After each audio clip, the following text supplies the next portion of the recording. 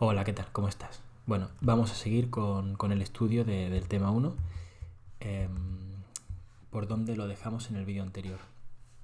Em, Nos vamos ahora al epígrafe del Tribunal Constitucional. Habíamos estado moviéndonos antes siempre en el título primero de la Constitución, ahora damos un salto y nos vamos al título noveno. Y vamos a hacer un repasito de lo más preguntable que nos puede caer de este punto, ¿vale? Del Tribunal Constitucional. Como hicimos antes, aquí te sugiero que te leas detenidamente los artículos que se refieren al alto tribunal de la Constitución, porque, en fin, obviamente gran parte de las preguntas van a salir de ahí. Si no de ahí, de la ley orgánica, pero la ley orgánica que lo regula, como veremos luego, pero casi todas las preguntas van a salir de estos artículos. Eh, Perdón. Vamos a ver, pues eso, los puntos más reseñables, más destacables, y vamos a intentar desactivar las posibles trampillas que nos pueden tender sobre el Tribunal Constitucional. Bueno, cosas a tener en cuenta en primer lugar los aspectos que señala la Constitución sobre sus sentencias, ¿vale? Bueno, son cosas un poco bastante sencillas, pero que conviene repasarlas un poco porque algunas de ellas pueden tener alguna historia. Deben publicarse en el BOE con votos particulares si los hubiere. Los votos particulares no son otra cosa que aquellos magistrados que no estén conformes con la sentencia, pues dicen, oye, yo no comulgo del todo con esto, ¿vale? Y eso también queda reflejado en la publicación del BOE, ¿vale? De hecho, posiblemente te suene, ¿no? Ha salido la tal sentencia con no sé cuántos votos particulares. Tiene valor de cosa juzgada al día siguiente de su publicación, ¿vale? No cabe recurso alguno, cosa de cajón, porque al fin y al cabo, Tribunal Constitucional, quien le tose, ¿no? Y tiene plenos efectos frente a todos, salvo aquellas sentencias que tengan que ver con la estimación subjetiva de un derecho, es decir, sobre todo en el recurso de amparo, eso ya no va a tener efectos frente a todos porque son cosas puntuales. En cambio, cuando se declara la inconstitucionalidad de un artículo, por ejemplo, de una ley, pues eso ya, de alguna manera, como que sienta jurisprudencia. Eso ya va a tener, pues eso, efectos frente a todos. Y luego la parte no afectada por la inconstitucionalidad, pues sigue vigente. Es un poco también de cajón, pero no está de más repasarlo porque en un momento dado puede uno dudar, pensando, bueno, si ha decretado, la sentencia del Constitucional echa atrás un artículo de una ley, vale, parece lógico que no anule toda la ley.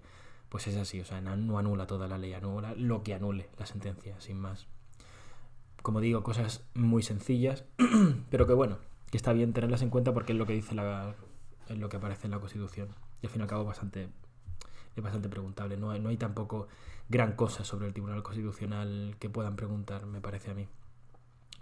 Ahora vamos a ver que sí que hay, pero que realmente no es como otros epígrafes que tienen más chicha. Y bueno, como todos los órganos constitucionales, pues está regulado por ley orgánica. O sea, la ley orgánica regula prácticamente todo.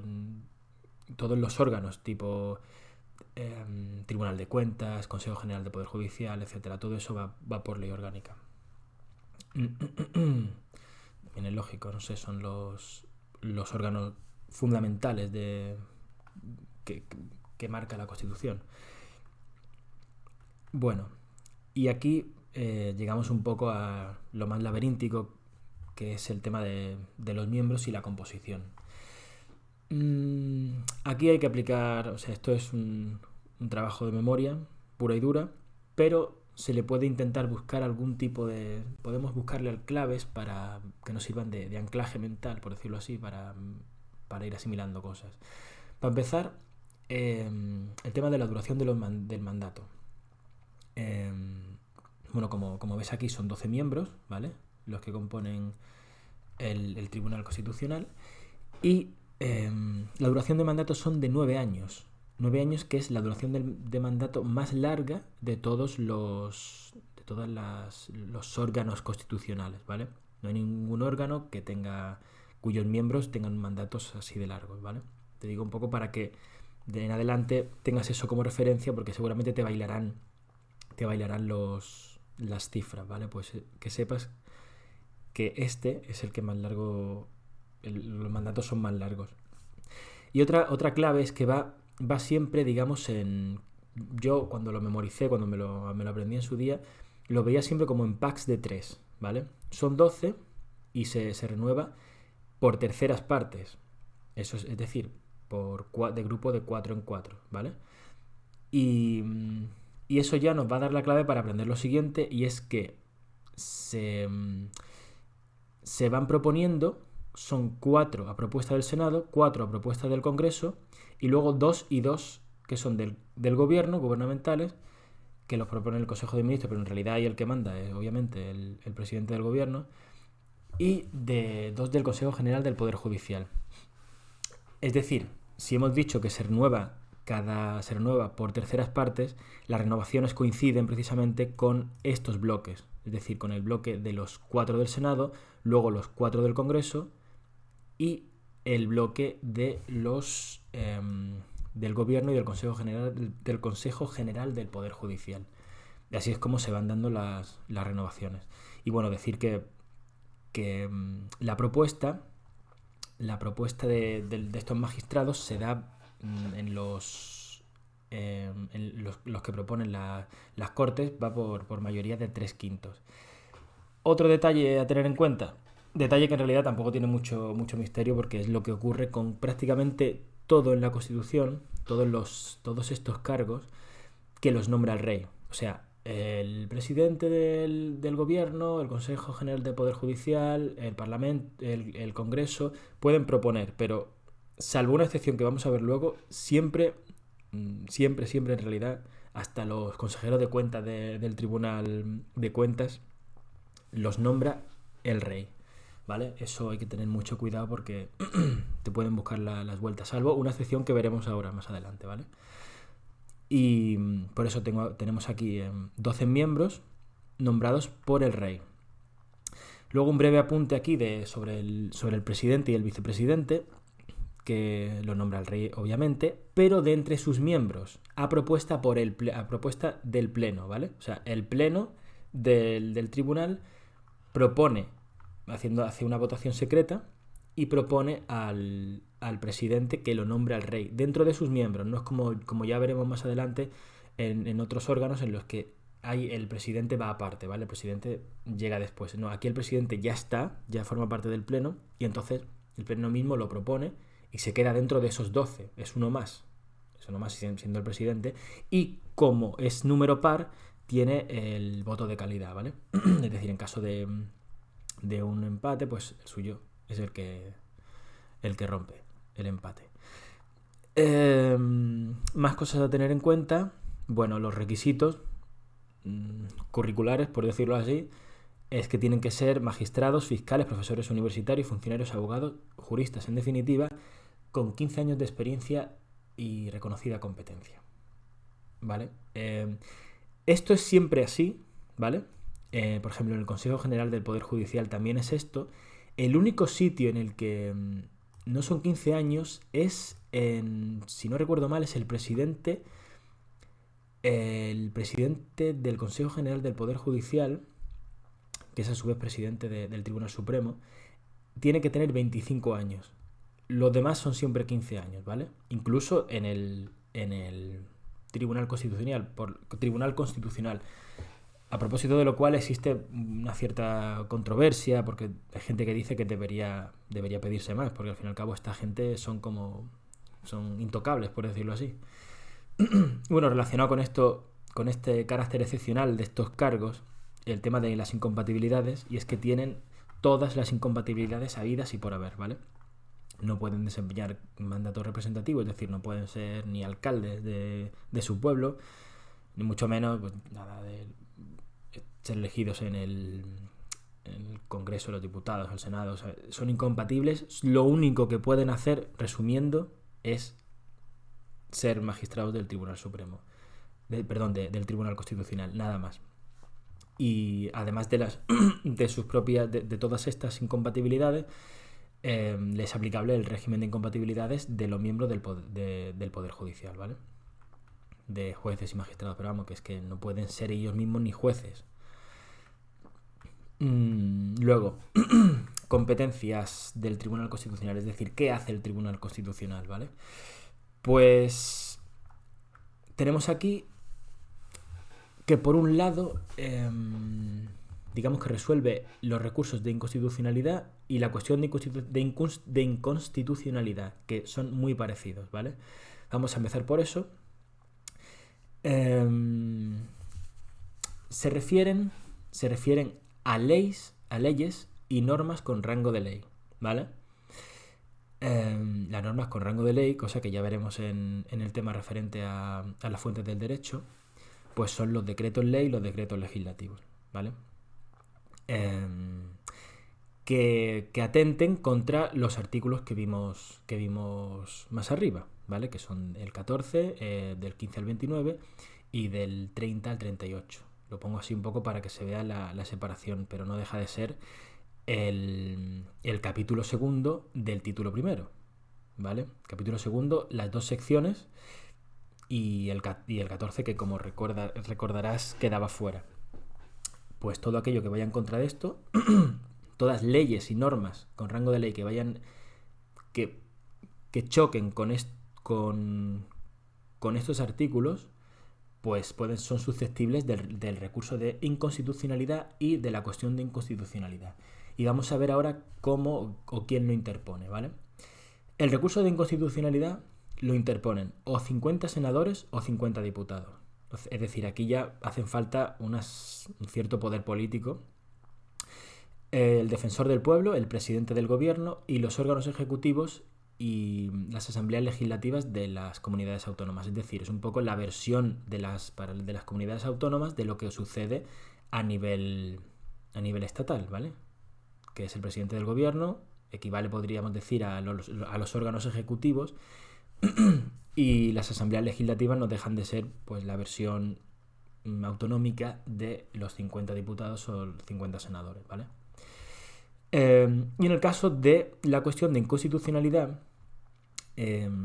lo hacen los órganos judiciales, los jueces y tribunales, pero hay que tener en cuenta que no lo pueden hacer con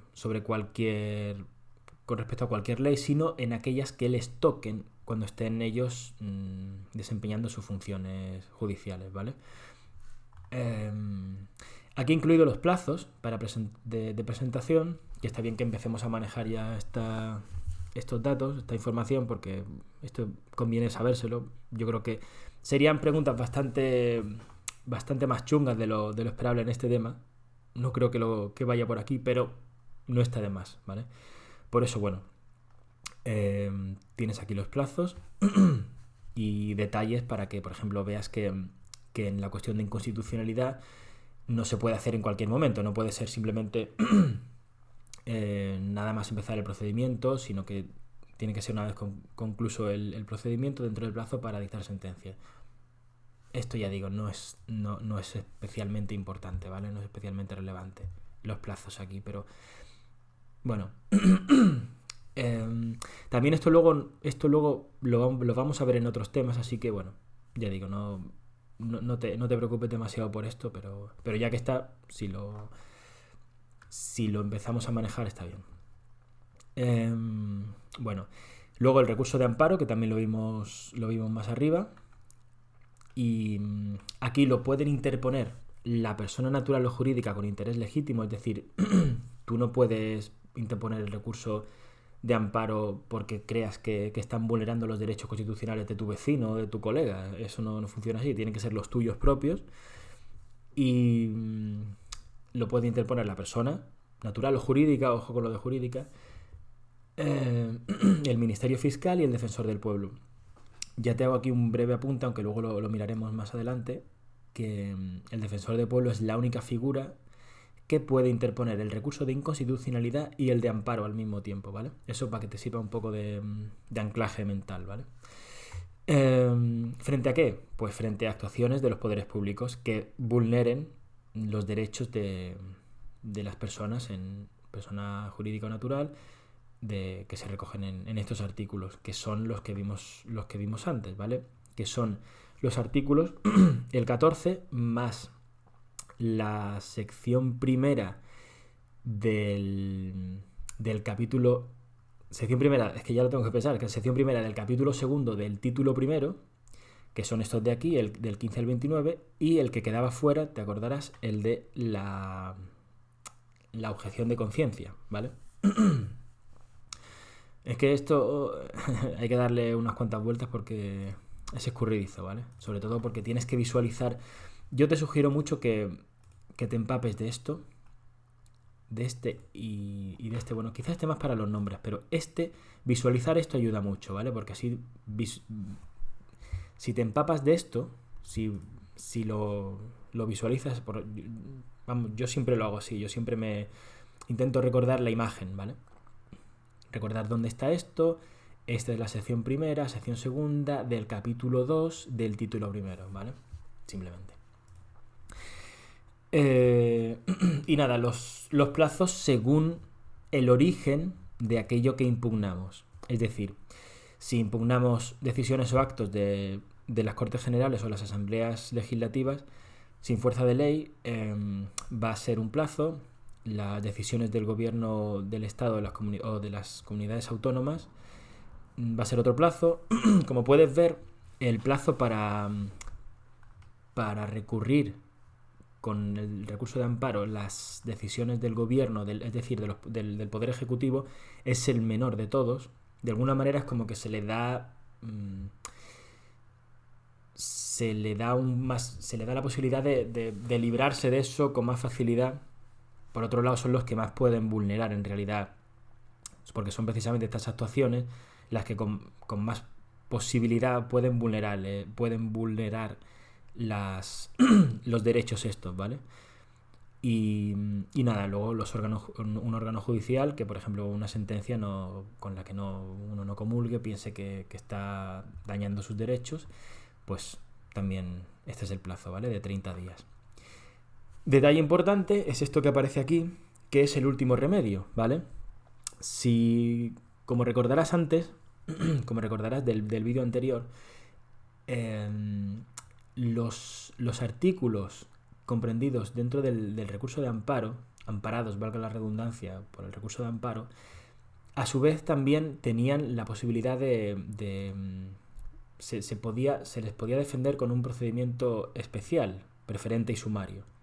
¿Qué pasa? Tú no puedes interponer el recurso de amparo antes de que acabe ese procedimiento, ¿vale? O sea que tienes que tener muy claro que el recurso de amparo es el último recurso después de haber agotado ese procedimiento del que hemos hablado, ¿vale?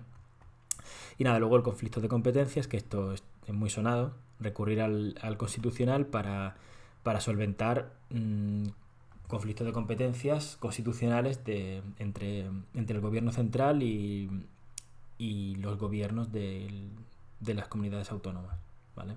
Tampoco tiene mucho más, pero también, ojo, como aparece aquí, es el Estado. Puede ser Estado frente a una comunidad autónoma o comunidades autónomas entre sí, ¿vale? Y también los órganos constitucionales entre sí, ¿vale? O sea, el Ejecutivo y el Legislativo, el Consejo General del Poder Judicial como órgano del Poder Judicial, entre sí pues también pueden recurrir al Tribunal Constitucional para dilucidar pues cualquier conflicto de competencias constitucionales. Estamos siempre moviéndonos en los aspectos constitucionales, ¿vale? Otras funciones, otras cosas en las que aparece el Tribunal Constitucional es en la defensa de la autonomía local, cosa que está protegida en la Constitución, y sin más, o sea, si en algún momento se entiende que se está vulnerando esta defensa, esta autonomía de los municipios, por ejemplo, pues eso el Tribunal Constitucional puede defenderla. Y aquí hay una excepción a lo que se decía antes del recurso y cuestión de inconstitucionalidad, que se refería a leyes y normas con rango de ley. En principio esto es así. En principio son normas con rango de ley, son los decretos ley, los decretos legislativos, como vimos antes. Y en principio no se tocan reglamentos, es decir, no se tocan disposiciones generales que no tengan la categoría o el rango de ley. Sin embargo, el gobierno central, ¿vale? El gobierno del Estado, si considera que alguna comunidad autónoma está vulnerando la Constitución con reglamentos, puede intentar impugnar un reglamento, puede presentar un recurso frente al Constitucional, pues eso, por un reglamento, pero solo el gobierno central. ¿Vale? Un detalle, sin más. Tampoco esto me parece especialmente importante. Y luego aquí un pequeño recuadro, porque esto creo que es lo más importante, es de lo más significativo, es de lo más preguntable que puede haber, porque es bastante lioso y es bastante conciso, es muy preguntable, ya digo. Que es quiénes pueden interponer el recurso de amparo y el tema de la inconstitucionalidad, el recurso de inconstitucionalidad. El amparo son el afectado, como vimos antes, estamos repitiendo, pero ya digo, esto es quizá de lo más importante, el Ministerio Fiscal y el Defensor del Pueblo. Y luego, el recurso de inconstitucionalidad, dejamos al margen la cuestión de inconstitucionalidad que vimos aquí, que es para los órganos judiciales, nos centramos en esto. Son el presidente del gobierno, las asambleas legislativas y los gobiernos de las comunidades autónomas, y los 50 diputados, 50 senadores y defensor del pueblo. Es decir, los que pueden plantear la cuestión, el recurso de inconstitucionalidad son el Poder Ejecutivo, hablando grosso modo de comunidades autónomas, y gobierno y el Estado, y los poderes legislativos, que no son otra cosa que a nivel estatal los 50 diputados o 50 senadores, y a nivel autonómico las asambleas legislativas, ¿vale? Y el defensor del pueblo, que es lo que dijimos antes, que era la única figura que puede presentar los dos recursos, ¿vale? Y bueno, ahora llegamos al defensor del pueblo. Volvemos al título primero, el artículo 54. Bueno, pues a ver un segundito. Vale, pues el defensor del pueblo, como dijimos antes, está regulado por el artículo 54, que está en el título primero de la Constitución, y también por su ley orgánica. Como introducción, decir que es una figura que, aunque tiene un origen un poco controvertido, en el sentido de que hay una cierta controversia por ver de dónde viene esa figura, se ve bastante clara una cierta inspiración del ombudsman que aparece aquí, que es el defensor del pueblo sueco. Y digo que tiene cierta inspiración porque, como vamos a ver en su mandato, tiene en general la figura del defensor del pueblo una idiosincrasia bastante señalada, en el sentido de que rompe un poco con lo que son las figuras como veremos, por ejemplo, los plazos que tiene. De hecho, los plazos, por ejemplo, los mandatos son de 5 en 5 años, que es como son los mandatos de algunas instituciones europeas, como ya veremos en el tema de la Unión Europea, lo cual ya nos da una cierta idea. Y luego también es una figura un poco sui generis en cuanto a su manera de actuar, como vamos a ver. Bueno, el título que recibe en la Constitución es el Alto Comisionado de las Cortes Generales. Ya esto nos da una cierta idea de su importancia y de su vínculo especial con las Cortes Generales. Defiende todos los derechos recogidos en el título primero de la Constitución, cosa que ya vimos en la parte de las garantías. Supervisa la actividad administrativa dando cuenta a las Cortes Generales y está regulado por ley orgánica, como suele pasar con prácticamente todos lo más reseñable en la Constitución, todos los órganos y todas las instituciones que emanan de la Constitución. Requisitos, y aquí donde ya empezamos a ver un poco esas particularidades, los requisitos son que sea español, mayor de edad y que esté en pleno disfrute de sus derechos políticos y civiles. Es decir, poco más que dicen que no sea, vamos, que piden nada, no piden nada en realidad, o sea, que no piden nada, pero bueno, que es eso, la cuestión es como una figura muy democratizadora, por decirlo así, ¿vale? Que cualquiera, en el buen sentido de la palabra, puede ser defensor del pueblo y eso. Bueno, ahora que llegamos un poco a algo más complejo, más intrincado así, pero también menos preguntable, la verdad. Que es el tema de la elección. Se parece un poco a lo que vamos a ver más adelante de la reforma de la Constitución. Tiene un procedimiento de la reforma sencilla, no agravada, por los pasos que se dan. Pero tenemos que tener cuidado porque aquí sí que, si quisieran buscarnos las cosquillas, lo podrían hacer por aquí, porque las cosas que se parecen, los procedimientos que se parecen, los términos así que tienen... Dice, es como este, pero no, hay una excepción. Por ahí muchas veces intentan hurgarnos. Bueno, lo primero, a través de una comisión mixta, se propone a los plenos de las cámaras los candidatos. Y se dan las votaciones. Lo ideal es que sean que cada cámara lo ratifica o lo elija esos candidatos por mayorías, unas mayorías cualificadas, mayorías cualificadas de 3/5.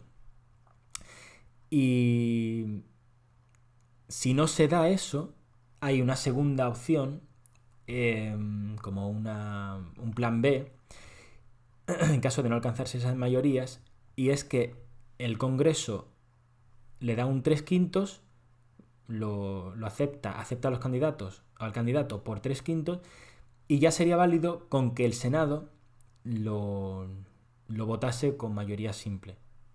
Y entonces ya se da el nombramiento con la firma conjunta de presidentes del Congreso y del Senado, y se publica en el BOE.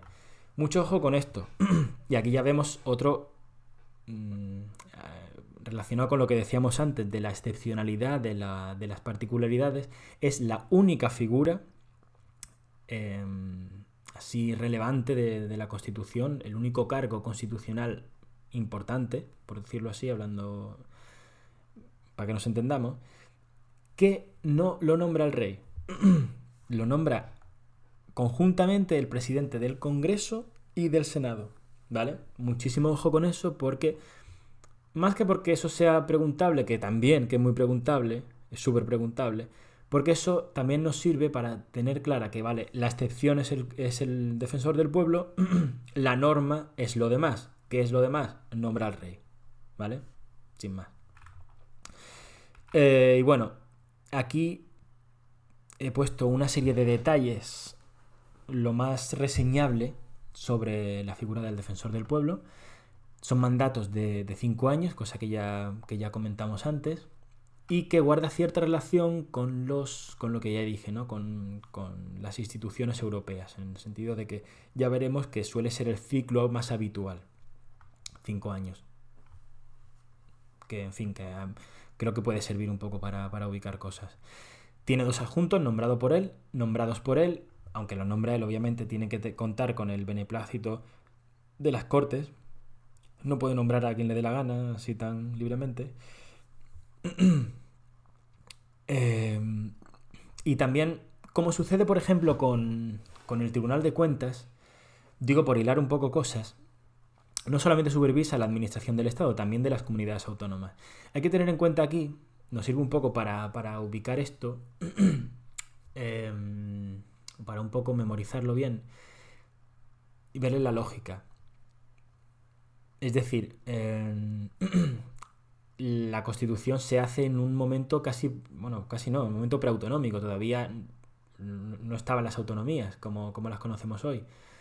De tal manera que hay instituciones que, aunque luego se dan en las comunidades autónomas, porque las comunidades autónomas tienen también su propio defensor del pueblo, pero según la Constitución, como no se sabía qué iba a pasar allí, la Constitución recoge que el defensor del pueblo a nivel estatal también puede inmiscuirse en aspectos de las comunidades autónomas, ¿vale? Por eso que puede ser un poco chocante, pero la lógica es esa. Bueno, el único que puede interponer a la vez amparo y el recurso de inconstitucionalidad, que ya hemos visto, recordamos muy brevemente, contra la actuación de los poderes públicos el de amparo, inconstitucionalidad contra leyes y normas con rango de ley, ¿vale? Digo por ir recapitulando un poco, que esto te aconsejo también cuando estés estudiando que estés siempre volviendo atrás y diciendo, esto cómo era, porque eso dinamiza mucho el estudio y hace que asiente mejor las cosas. Bueno, personas legitimadas para solicitar sus investigaciones, es decir, ¿de quién pueden partir las investigaciones? Obviamente del propio defensor, si él ve algo que pueda ir en contra de los derechos constitucionales, puede iniciar una investigación de oficio, persona natural o jurídica que invoque interés legítimo, diputados y senadores individualmente, ¿vale? Pueden solicitar sus investigaciones, las comisiones de investigación del Congreso, del Senado y la comisión mixta del Congreso y del Senado, ¿vale? La investigación suya es, esto vamos a comentarlo un poco, aunque más adelante conviene profundizar porque, aunque no es demasiado preguntable, está ahí un poco en la frontera, ¿vale? Y no está de más dejarlo, no está de más aprendérselo. Cómo funciona cuál es su modus operandi, por decirlo así. Y es que hay una cierta también dicotomía en esto, una cierta como disloque, porque por un lado tiene casi un poder, tiene mucha libertad y muchísima autonomía y por ejemplo, tiene libertad para investigar donde quiera, prácticamente lo que quiera, o sea, puede acceder a secretos, puede hacer muchísimas cosas, pero al mismo tiempo es bastante informal y los resultados de sus investigaciones generalmente, hablando grosso modo, quedan como mucho en dar cuenta al Congreso, decir, señalar, ¿vale? No impone penas, ni puede mandarte a la cárcel, ni nada de esto. O sea, poderes en realidad tiene bastantes pocos. Salvo un cierto carácter sumarial de sus actuaciones. Y nada, esto es lo más importante, lo más reseñable del defensor del pueblo. Aunque luego, ya digo, más adelante, en otros vídeos iremos, en la siguiente serie de vídeos, profundizaremos un poco más, porque hay algunas cositas más, ¿vale? Reforma de la Constitución, y ya esto es lo último, ¿vale? Sobre la reforma de la Constitución, damos otro salto, nos vamos ahora al título 10, y lo que vamos a ver ahora también nos da una cierta idea de una de las características fundamentales de la Constitución, que tiene una serie de características que la doctrina maneja alegremente. Yo no las he tocado en el tema porque me parece que no son tan preguntables como se suele pensar la gente, pero bueno, lo de que es una Constitución extensa, que es consensuada, etcétera. Pero una de las más reseñables, sin duda, es que es rígida, como vamos a ver ahora. Los procedimientos, vamos a empezar viendo cómo se inician y los límites que tienen, ¿vale? Antes de ver las dos vías, las dos posibilidades que hay para reformar la Constitución. Bueno, la iniciativa se parece muchísimo a la iniciativa legislativa, cómo se inician las leyes, ¿vale? Es muy parecido, pero con algunos detalles. Está en el artículo 87, y el artículo 87 son artículo 87.1, 2 y 3. El 1 es el de la iniciativa legislativa originaria, por decirlo así, que es el Ejecutivo, o sea, el Ejecutivo y, por supuesto, el Legislativo del Estado, ¿vale? Y luego, por otro lado, el 87.2 son la solicitud de la iniciativa legislativa desde las comunidades autónomas, de las asambleas legislativas de las comunidades autónomas. Esto, en cierto sentido, está un poco desfasado porque parece que no tiene iniciativa legislativa, pero tiene que ver con lo que hablábamos antes, que la Constitución se redacta esto cuando no existían todavía, con lo cual eso parece un poco cojo, pero la lógica es esa, vaya. Con lo cual, resumiendo, pueden iniciar la reforma de la Constitución el Gobierno central, las Cortes Generales y las asambleas legislativas de las comunidades autónomas, solicitándolo como ocurre cuando solicitan la iniciativa legislativa a las Cortes Generales. O también al Gobierno, ojo, cuidado con eso. Pero eso ya lo veremos más adelante en los temas de la jerarquía de las leyes.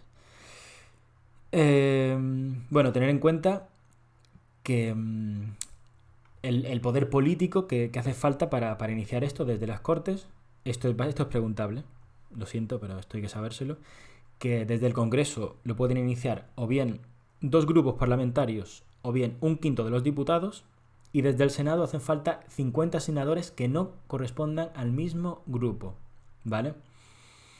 Si te das cuenta, esto va a pasar también en la iniciativa legislativa, en un montón de aspectos de las Cortes Generales. Aquí se ve lo asimétrico, es decir, si te das cuenta, desde el Congreso es mucho más fácil iniciarlo. 2 grupos parlamentarios pueden ser grupos parlamentarios muy pequeños. 2 grupos parlamentarios, al fin y al cabo, pueden ser muy pocos miembros del Congreso. O bien 1/5, bueno, aquí es otra cantidad, pero 50 senadores que no corresponden al mismo grupo, ya de partida hace falta 2 grupos, y encima tienen que ser 50, ¿vale? Un poco para ir viendo cierta lógica en todo esto, que también ayuda a entender, que ayuda a asimilarlo, ¿vale? Y dicho esto, bueno, comentar los límites, y es que se excluye la iniciativa popular. Antes decíamos que la iniciativa legislativa está en el artículo 87, son 87.1, 2 y 3. Pues el 3 precisamente es el de la iniciativa popular. La Constitución restringe la iniciativa, o sea, se restringe la iniciativa popular para la reforma constitucional, es decir, no puede uno recoger firmas para cambiar la Constitución, no funciona así. Nos guste o no, es así. Y no se puede reformar la Constitución durante el estado de alarma, excepción, sitio y tiempo de guerra. He puesto en mayúscula el de alarma porque parece que puede tener menos lógica, porque como que es el estado menos grave, pero ni siquiera en estado de alarma se puede reformar la Constitución. Por supuesto, ni en excepción, ni sitio, ni en tiempo de guerra. Todo esto está regulado en el último artículo, el 169 de la Constitución, ¿vale? Que a su vez es el último título. Procedimiento de reforma, vale, ya llegamos a los procedimientos de reforma, que son 2. Hay 2 vías.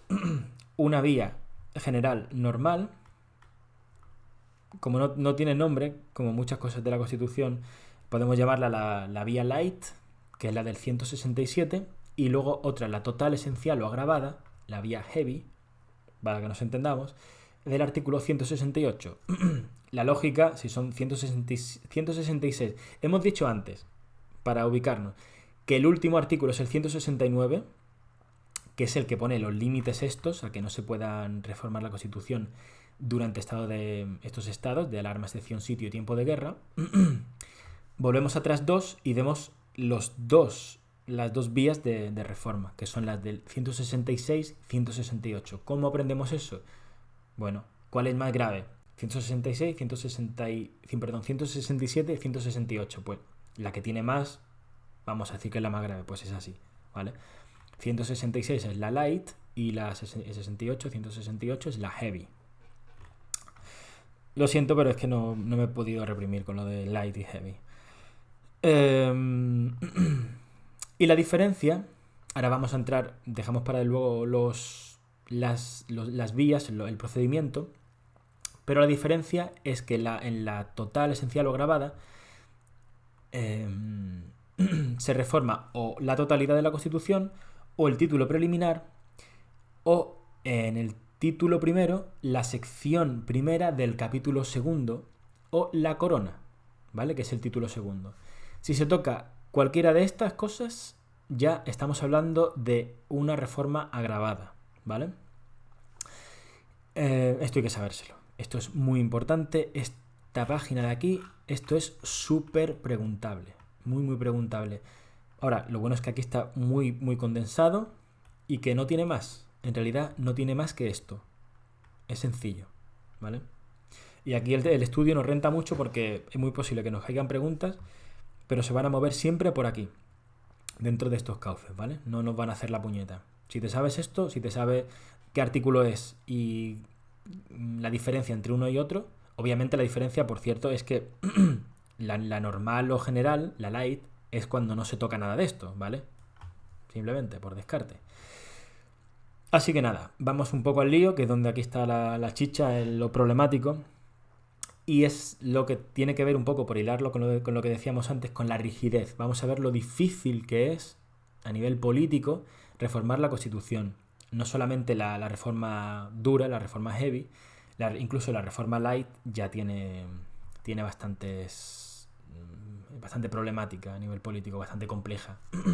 Decir que son las dos reformas que se han hecho, la del 13.2 y la del 135, se han hecho por esta vía, ¿vale? Bueno, el procedimiento se parece un poco, y digo que se parece un poco más que porque te lo aprendan los dos a la vez, porque veas las diferencias. Se parece un poco al procedimiento para la elección del defensor del pueblo, ¿vale? Pero ten cuidado porque tiene una serie de diferencias bastante venenosas. Vale, el procedimiento, lo ideal, de nuevo, esto es igual que la elección del defensor del pueblo. Se tiene que dar una mayoría de los 3/5, una mayoría cualificada de los 3/5 de cada cámara, ¿vale? Eso digamos que es lo ideal. Si no se da eso, entonces se establece una comisión paritaria de diputados y de senadores y se intenta hacer otra nueva votación por 3/5, ¿vale? Se busca de nuevo la mayoría de los 3/5. Si no hay acuerdo, si de nuevo falla los 3/5, entonces ya aquí nos distanciamos, ya aquí nos salimos de lo que pasaba con el defensor del pueblo, porque tenemos que conformarnos, entre comillas, que ya vemos que vas a ver que no es moco de pavo. Ahora ya nos va a bastar con 2/3 del Congreso y con la mayoría absoluta del Senado. Y te pongo aquí esto para que veas la diferencia que hay con lo del defensor del pueblo. El plan B en el defensor del pueblo era, si no salía la de 3/5, bastaba con que fuese 3/5 del Congreso y mayoría simple en el Senado. Aquí la cosa se pone mucho más grave. O sea, esto es una reforma de la Constitución, ojo, esto no es el defensor del pueblo. Aquí, vale, no se han conseguido los 3/5 en el Senado, vale, pero entonces el Congreso tiene que subir a 2/3, que es más de 3/5, y en el Senado vamos a tener que conformarnos con la mayoría absoluta, pero es más que la mayoría simple, ¿vale? O sea que este plan B también en sí ya es bastante exigente de por sí. O sea que no es que la cosa se rebaje a, bueno, mayoría absoluta o no. Incluso esto ya es o sea, 2/3 del Congreso, ojito, ¿eh?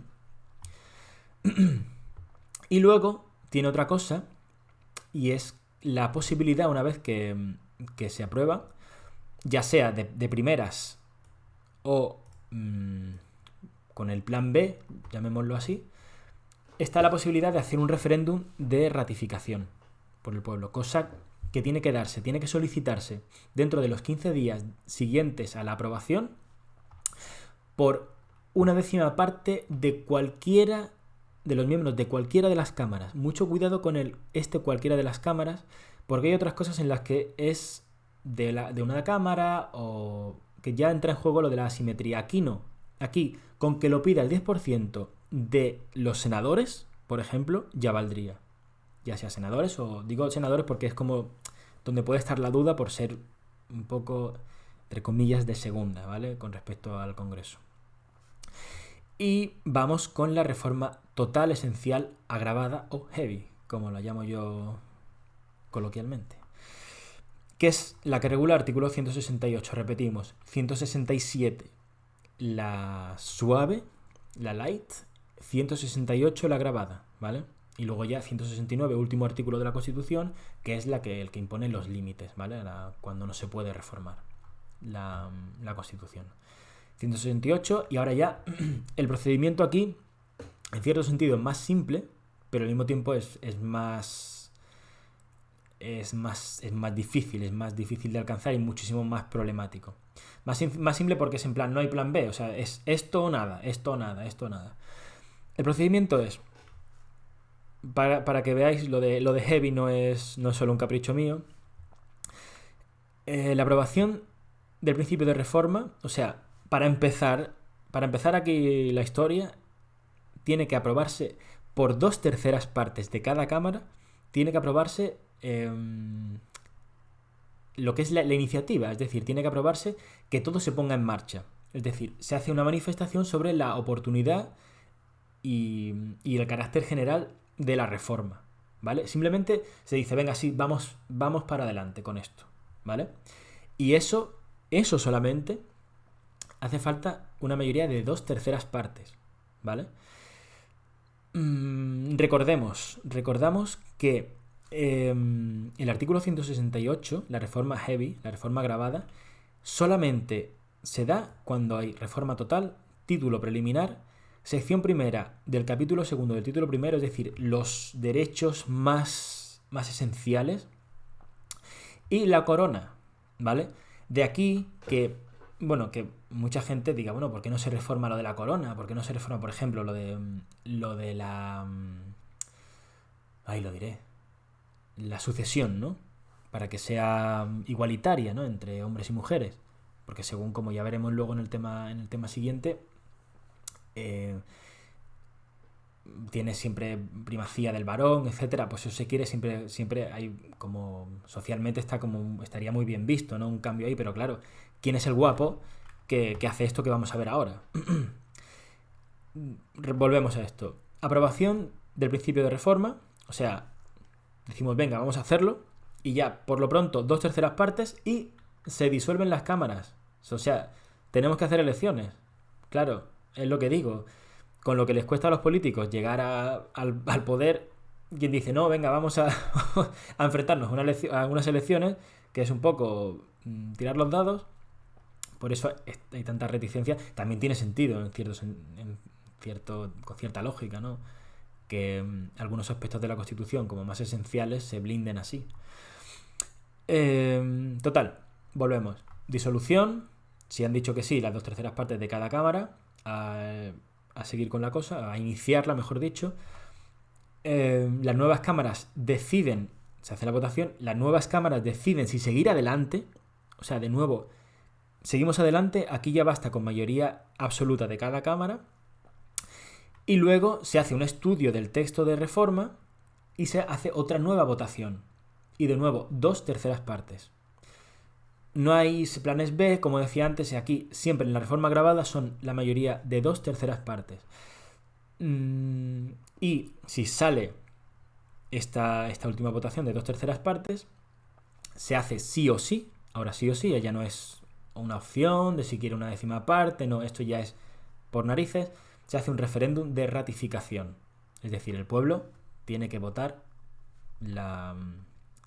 afirmativamente, claro, la reforma agravada. Como último paso, ya vemos después de todo. Un detalle que te puede servir para memorizar, para aprenderte esto, es que esta mayoría cualificada de 2/3 partes, la mayoría cualificada para la elección de los, por ejemplo, como veíamos antes, ¿no? De los miembros magistrados del Tribunal Constitucional, siempre van a ser 3/5 como mayoría cualificada. Pues obviamente está la mayoría simple, mayoría absoluta, pero siempre lo normal como mayoría cualificada es 3/5, salvo 2/3 partes que solamente se van a dar en la mayoría, en la reforma esencial, agravada o heavy, que es solamente en esta, siempre son 2/3 partes, ¿vale? Y en el plan B que hemos dicho antes de la reforma general, la reforma light, ¿vale? La reforma del 167. En el plan B y solo en el Congreso se solicita, se exige un 2/3, que es mucho en realidad, es un consenso bastante amplio, ¿vale?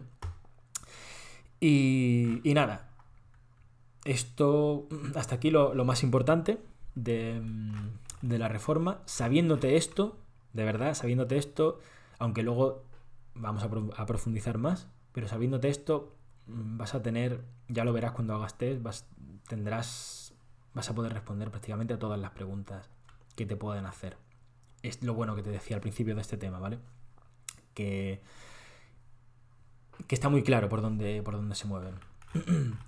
Y aquí te he preparado un par de preguntas sacadas de exámenes oficiales. No he querido sacar muchas porque pienso que es bueno mantener, sobre todo ahora al principio, es mantener un poco virginales los exámenes, en el sentido de que te sirvan, y hay que hacer muchos exámenes, hay que practicar muchos test, pero en el momento oportuno, para que te sirvan para testear tu aprendizaje, tu evolución, y nada, principalmente eso, para que los exámenes oficiales te los reserves para eso. Pero bueno, al mismo tiempo he querido sacar un par de ellas para que veas cuál es el espíritu o cuál es la intención que suelen tener esas preguntas.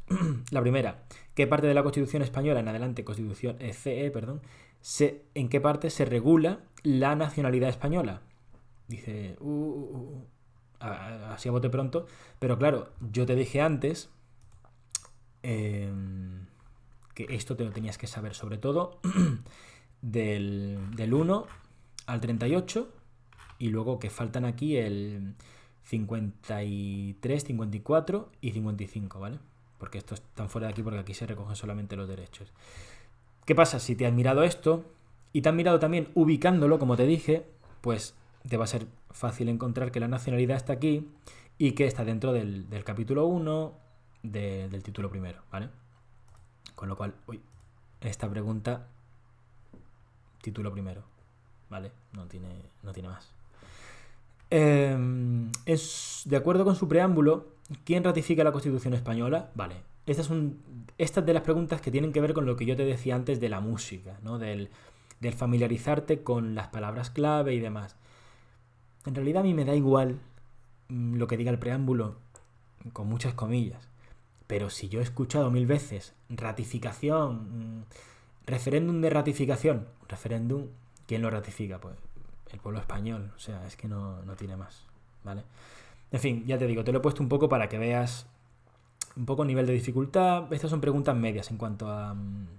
Aquí, por ejemplo, te podía preguntar por otro artículo, la nacionalidad queda un poco ahí cojo, con lo cual no es tan fácil como, yo que sé, que te hubiera preguntado por el artículo 17.